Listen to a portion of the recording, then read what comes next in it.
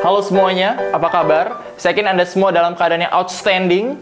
Saya yakin dan percaya hari ini topik kita adalah kita semua, apapun latar belakang Anda, kita harus menjadi seorang entrepreneur. Dan bagi saya, entrepreneur itu adalah sebuah kewajiban. Wajib menjadi seorang entrepreneur. Kenapa? Dengan menjadi seorang entrepreneur, kita memiliki waktu yang berkualitas untuk orang yang kita cintai. Dan kita memiliki uang yang tidak terbatas. Tidak dibatasi oleh gaji, tidak dibatasi oleh waktu, dan lain sebagainya. Saya yakin dan percaya kalau kita ingin berhasil dan sukses, entrepreneur adalah kuncinya. Sebelum kita bahas lebih jauh mengenai entrepreneur, ada 4 pekerjaan manusia. Nah, di mana dibagi menjadi 4 kuadran. Kuadran kiri dan kuadran kanan. Kuadran kiri kita sebut sebagai employee dan self-employed. Kuadran kanan kita sebut sebagai business owner dan kita sebut sebagai investor.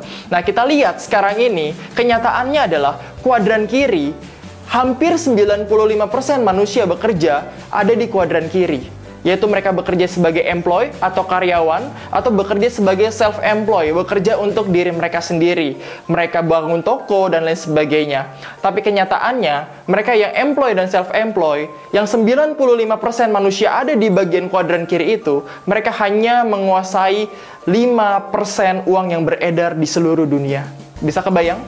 Kuadran kiri menguasai hanya 5% uang yang beredar dari 95% manusia yang bekerja di kuadran kiri.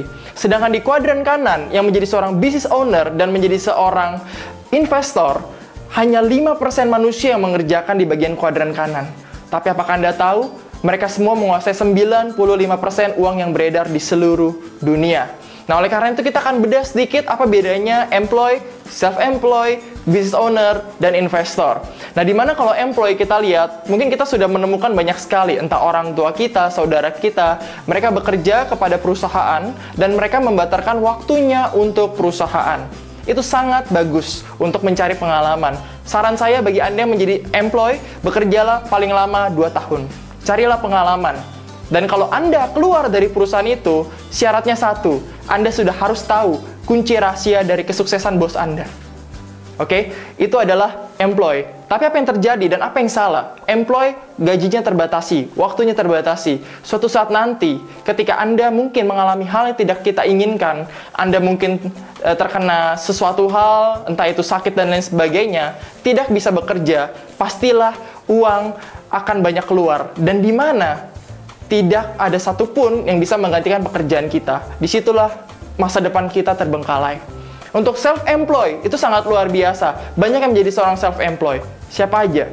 Dokter, pengacara, orang yang buka toko, dan lain sebagainya. Mereka bekerja untuk diri mereka sendiri. Apakah bagus? Sangat-sangat bagus. Tapi mereka tidak punya waktu yang berkualitas. Mereka buka toko, mereka buka praktek dari pagi sampai sore, setiap hari, bahkan Sabtu Minggu pun buka. Mereka tidak punya waktu yang berkualitas. Apa yang terjadi jika mereka sampai sakit atau tidak bisa bekerja lagi? Mereka tidak akan mendapatkan penghasilan. Disinilah titik paling bahaya apabila kita bekerja di kuadran kiri. Karena kita membatalkan waktu kita untuk mendapatkan uang. Nah, sekarang saya ingin mengajak Anda semua, yuk sama-sama pindah ke kuadran kanan, menjadi seorang entrepreneur yang luar biasa. Bekerja bukan untuk uang, tapi bekerja untuk sistem. Di mana kita bekerja, membangun sistem, dari sistem lah yang akan menghasilkan uang. Dan dari uang lah yang akan membentuk masa depan kita menjadi lebih sukses. Itulah seorang entrepreneur yang luar biasa. Atau mungkin bagi Anda yang mempunyai modal yang banyak, mempunyai uang yang sangat banyak, Anda juga bisa menjadi seorang investor. Ada perusahaan yang sangat berkembang, Anda bisa beli sahamnya, dan Anda bisa mendapatkan keuntungan dari saham tersebut. Jadi bagi Anda, sudah punya 4 pilihan. Apakah Anda ingin menjadi seorang employee, self-employed, business owner, atau menjadi seorang investor? Tapi saya ingin menyarankan bagi Anda, jika Anda ingin menjadi orang yang sangat sukses, outstanding, saya mengajak Anda kepada Anda semua, yuk kita bersama-sama menjadi seorang entrepreneur. Karena negara Indonesia membutuhkan lebih dari 2% jumlah entrepreneur. Tapi sekarang kenyataannya belum sampai 2%. Bagi Anda yang melihat video ini, mari kita bersama-sama bangun entrepreneur di Indonesia, dan kita menjadi entrepreneur sukses, dan kita bertemu di puncak kesuksesan. Salam outstanding.